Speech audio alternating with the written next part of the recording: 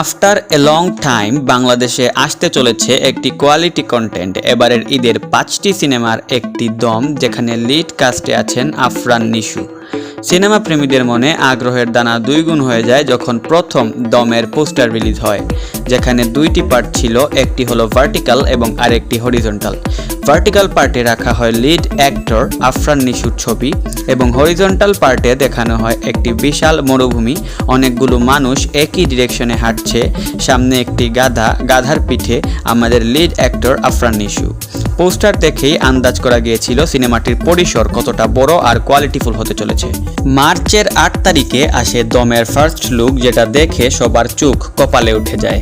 প্রথমেই দেখানো হয় based on a true event, অর্থাৎ সত্য ঘটনা অবলম্বনে নির্মিত, যা দর্শকদের সিনেমাটির প্রতি আরও আগ্রহী করে তোলে। পরের দৃশ্যেই দেখানো হয় একটি প্রপার ওয়াইড স্কেলের আই সুদিং সানসেটের সিন এবং প্রথম দৃশ্যেই দেখানো হয় লিড কাস্ট আফরান নিশুকে।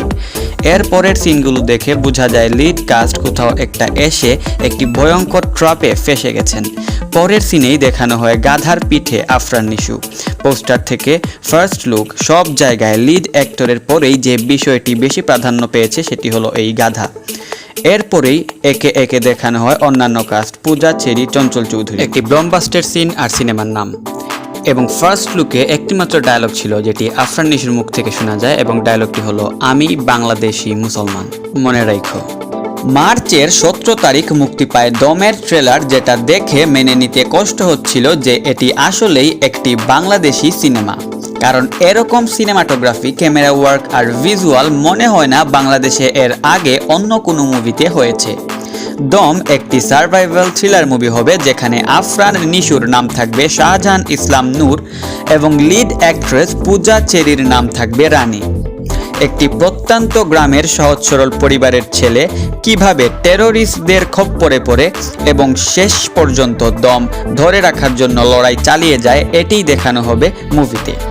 ট্রেলারে আফরান নিশুর যেসব সিন দেখানো হয়েছে, সেখানে আফরান নিশুর অ্যাক্টিং দেখে তো মনে হচ্ছে অ্যানাদার ন্যাশনাল ওয়ার্ড তার নামে লেখা হয়ে গেছে।